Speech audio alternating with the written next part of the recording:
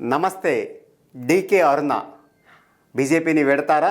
Congress party తీర్థం పుచ్చుకోబోతున్నారా? అసలు వాస్తవం ఏంటి, ప్రచారం ఏంటి? డీకే అరుణ ఉమ్మడి ఆంధ్రప్రదేశ్లో ప్రతిష్టాత్మకమైన నాయకురాలుగా గుర్తింపు పొందారు.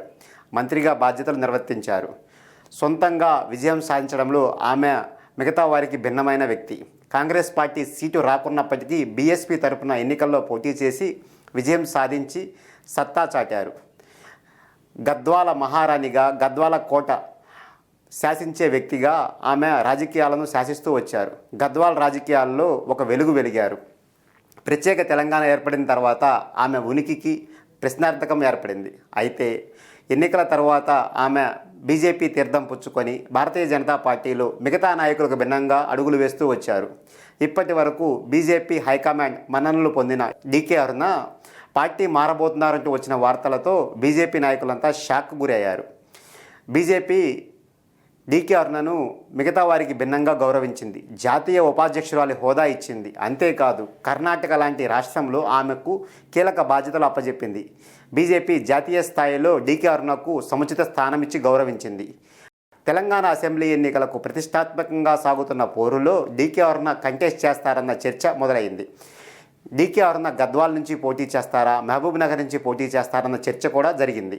డీకే అరుణ తనయ స్నిగ్ధ సైతం గద్వాల్ నుంచి పోటీ చేసే అవకాశం ఉన్నట్లుగా చర్చలు జరిగాయి. కానీ ప్రస్తుతం ఏం జరుగుతుందన్నది పక్కన పెడితే డీకే అరుణ బీజేపీకి గుడ్ బై చెప్పి కాంగ్రెస్ పార్టీలో చేరబోతున్నారంటూ వచ్చిన వార్తలను ఆమె ఖండించారు.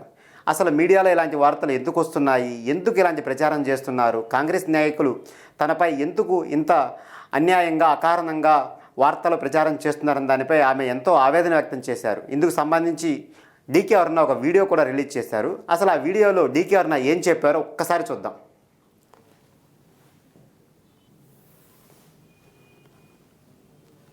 డీకే అరుణమ్మ కాంగ్రెస్ లోకి పోతుందని చెప్పేటటువంటి బతుకు ఈరోజు కాంగ్రెస్ పార్టీకి ఉన్నది.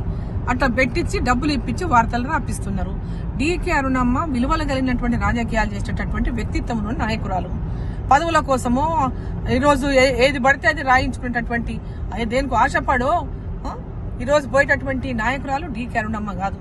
అహర్నిశలు ప్రజల కోసం, ప్రజల అభివృద్ధి కోసం ఆరాటపడి పనిచేసేటటువంటి నాయకురాలు.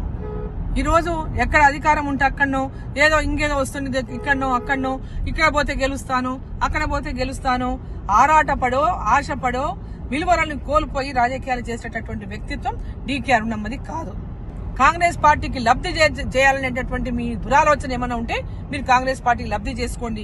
అంతేగాని ఒకరి ఇమేజ్ని దెబ్బతీయడానికి ఎంతో కష్టపడి సంపాదించుకున్నటువంటి మా యొక్క రాజకీయ విలువలను ఈరోజు ఆ విలువలను డ్యామేజ్ చేసేటువంటి అధికారం ఎవరికీ లేదని చెప్పి నేను హెచ్చరిస్తా ఉన్నా. ఈరోజు రాసే ముందు అడగాల్సినటువంటి బాధ్యత రాసేవాడికి ఉంటది, వేసేటటువంటి పత్రికకు ఉంటది. ఏదో చిన్న వ్యక్తుల గురించి రాసినట్టు ఈరోజు ఒక కష్టపడి ఒక స్థానానికి వచ్చి ప్రజల్లో ఒక విలువలగినటువంటి నాయకులుగా ఉన్నటువంటి నా పైన అడ్డగోలుగా మీరు రాసుకోవడం అనేది సిగ్గుచేటు.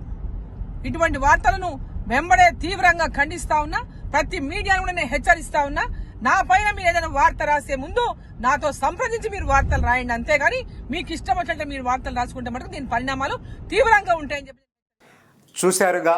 డీకే అరుణ పార్టీ మార్పులకు సంబంధించి ఆమె ఆవేదన అంతా వివరించారు.